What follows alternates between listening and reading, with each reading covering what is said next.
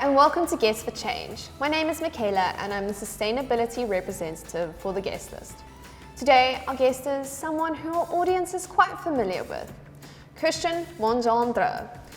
Already a close collaborator with the Guestlist and a well-known visionary behind Hong Kong's plant-based movement. This man is a force to be reckoned with. Not only is he CEO and head chef of Treehouse Eco, he also juggles the role as Managing Director of CGM Concepts Limited. Christian has spent his life seeking remedies for ecological and climate destruction by starting with, ultimately, who we are, which is arguably what we eat. This passionate, plant-based expert, fueled by traveling, not only talks the talk, but he also walks the walk. To Christian, food is about connection, about collaboration, and above all, love. Love for your body, love for those around you, and of course, love for the planet. Christian, and a warm welcome to you. Thank you so much for joining us today. Thank you so much for having me. Very excited to be here. Oh, we're just as excited. I know it's been a long time coming, especially with all the collaborations going out with our new Juniper Jack bottle, as well as your collaboration. So I've been itching to actually just dive into these questions from you because it's a completely different perspective of what we've normally done before.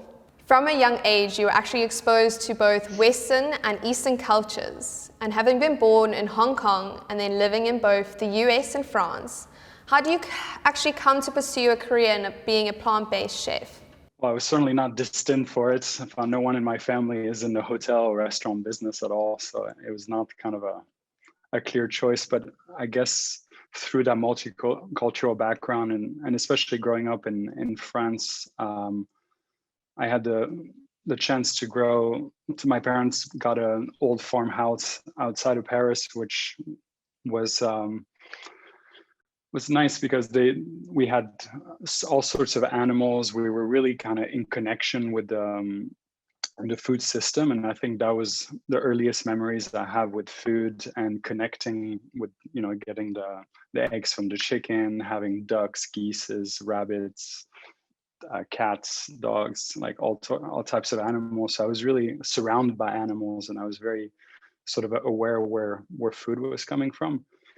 And fast forward to going to school in America, and then I was doing more filmmaking and not so much food. My first passion was actually to be a filmmaker and a film producer. And so I kind of studied that as alongside business while I was competing at a high level in sports. And sort of in sports, that's really when I reconnected with those early childhood memories and in terms of what my food habits were and what my connection to food was. And that's when the dream of owning and having my own restaurants one day kind of formed.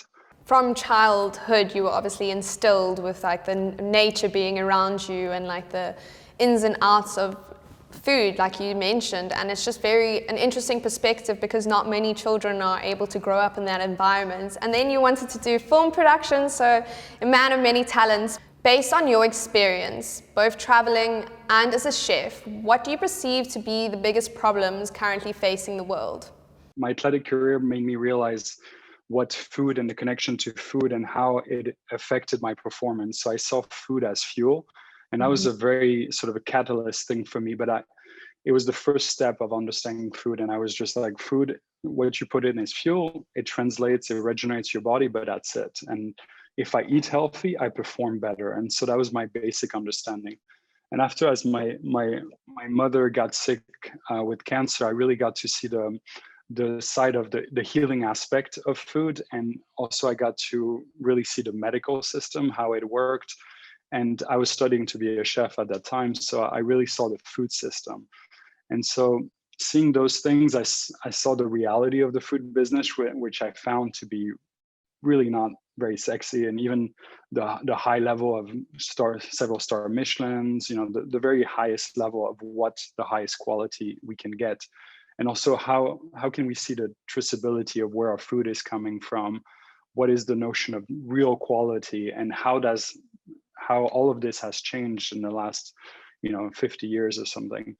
And so seeing all of that, I started seeing also the environmental impact of our food. And as we know now that, one of the highest causes of detrimental effects for climate change is essentially food wastage and also overconsumption of meat, which is unfortunately meat production.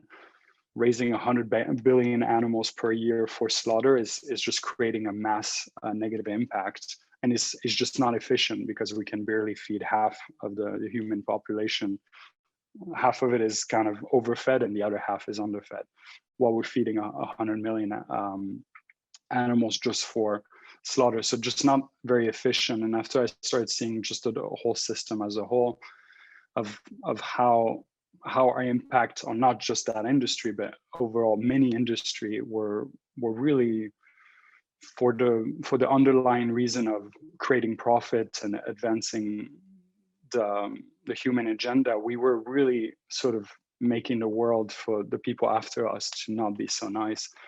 And so that kind of, got clearer and clearer inside of me. And I was just like, my passion is where it's food. I love food. I love this notion of quality. And how do we create a systemic change where people would enjoy plant-based food almost accidentally, because I found that not focusing on a label of being like, I'm a vegetarian restaurant owner or vegan or whatever, like I usually try to stay away from that and go back to the notion of quality, which everyone can understand. And essentially, as I saw myself in younger generations, I saw that there's this deep interest in not wanting to support businesses that are just doing things for merely pure profit. And so that's why I found with Treehouse, we focus on creating environmental profit. So what is our environmental responsibility and how can we balance that out and how can we give back to nature? So that's our environmental profit side. This is our cultural and sort of spiritual, is the why are we doing it? Who are we feeding? Who is creating the food for these people? And of course, profit, but that comes as third because we're still a business. And I do not think that business is a bad thing. In the contrary, I'm very persistent to say that business is the right tool to create change. Because I know that me as an individual, changing myself had tremendous impact, and I can shine that to my little inner circle.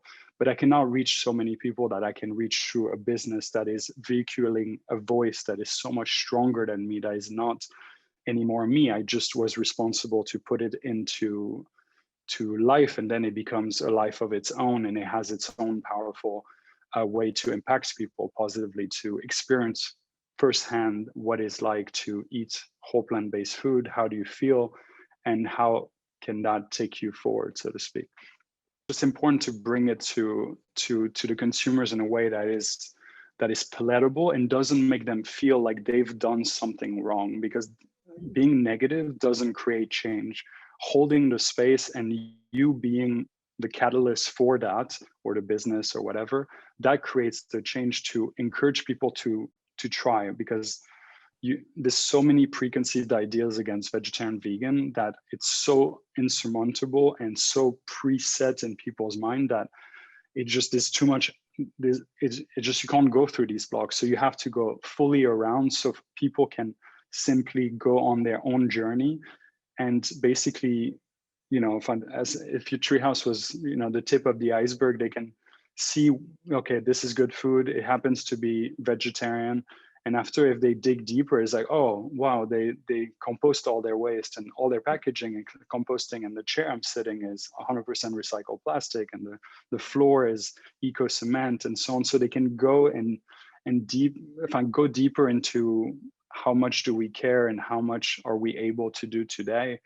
And of course, what is our ideal? Because we are certainly not operating at the ideal state of where we would like to be. It's just, we have to still deal with the reality of where we are today, but we're always pushing the boundary further to try to expand that sort of balance. And in Hong Kong is a very difficult task, because there's not so much thing as a local per se distribution of fresh vegetables and so on, not to the amount that we would like. Honestly, that's really fascinating because you take like a whole holistic approach and it came from your experiences and you just observed what was happening to your body and how it was benefiting you in so many different ways, as well as when it came to your mother falling ill.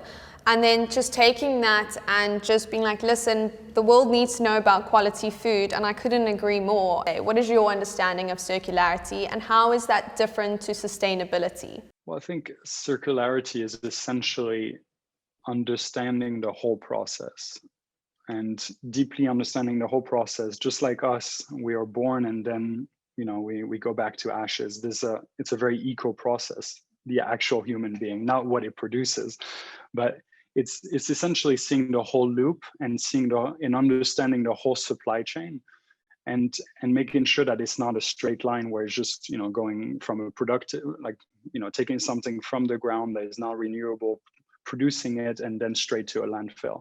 Like that's something that is creating a negative footprint for many, many, many, many years after us that were even maybe gone.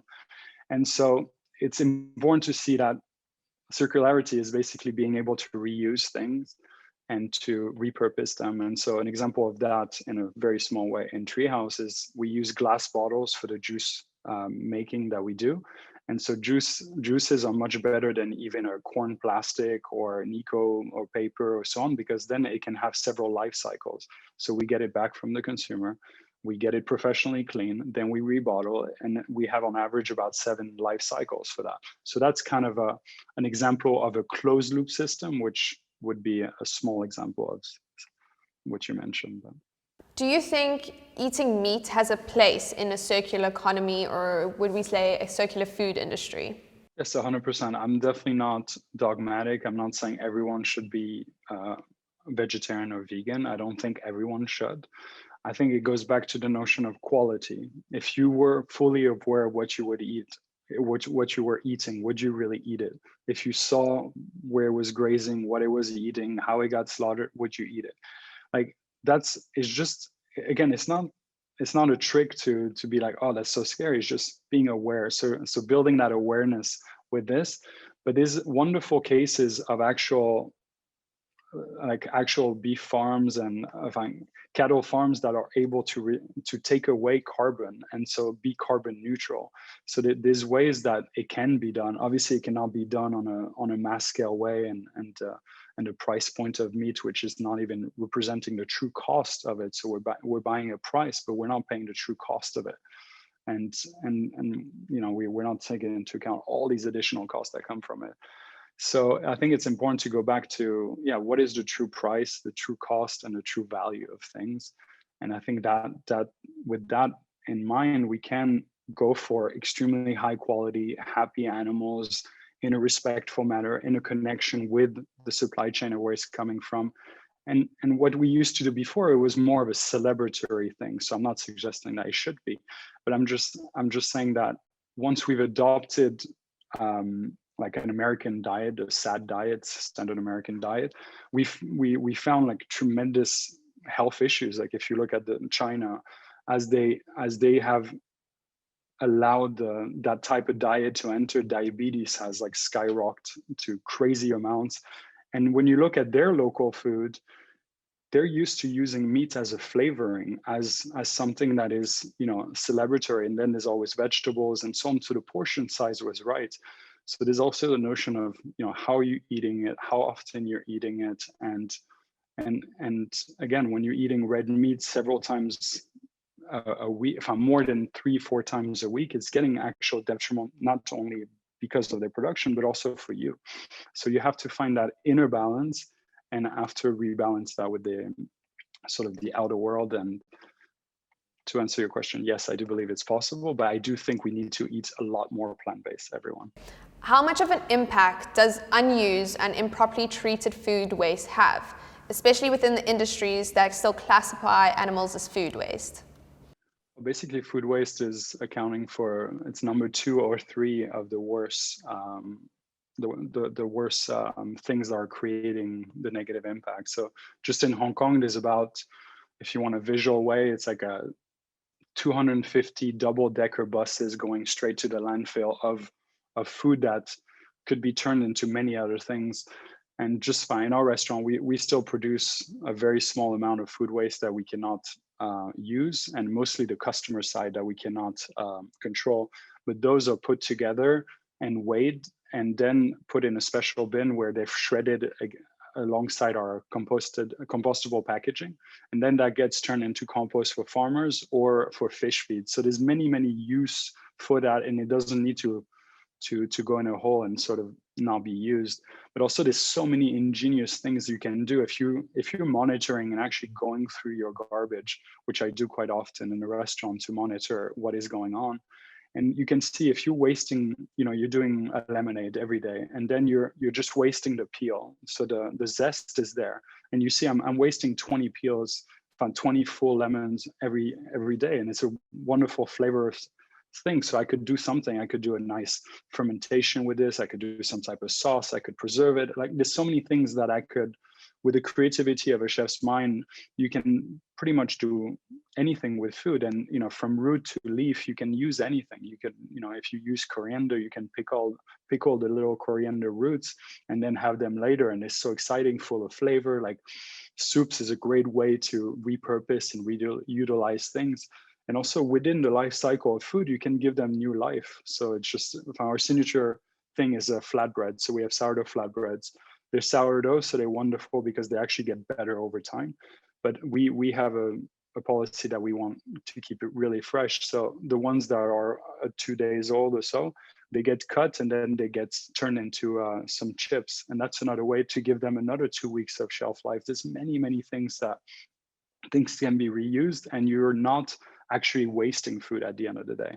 But that's why an important thing is that we make all the food fresh to order. So if you order, we make the food, and then we do small batches. So like that, we're never wasting food in terms of it getting spoiled because it's waiting too long or that kind of thing.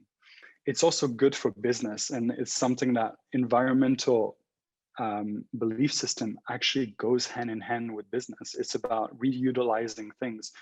Wastage of food is one of your main contributors to higher food costs, and you losing, like, if your staff is throwing a big part of the vegetable over a long period of time, that's on your P&L. That's affecting your cost as well. So it's not only good for the local environment, but it's also good for your business. And that's right. I try to promote that. It's fully in line to be, again, a businessman looking into how you can be more environmentally friendly and making this part of your DNA. And from the get-go to have that sustainability, so to speak, philosophy built in. And you can really kind of find all these creative ways that you would not even think to save money. And then your good actions are also your identity. So you never need to pay for advertisement because you have the stories to tell. You have the things that you're doing that are motivating your team, that is creating the difference. So that's your communication. So again, that's, if you want to see it as a cost, see it as a marketing cost. Oh, Christian, thank you so much for your time. I know it's been a while coming, and I'm just really grateful your insights and just having a whole different perspective that's not just fashion and textiles and going into food and how it's just all linking actually.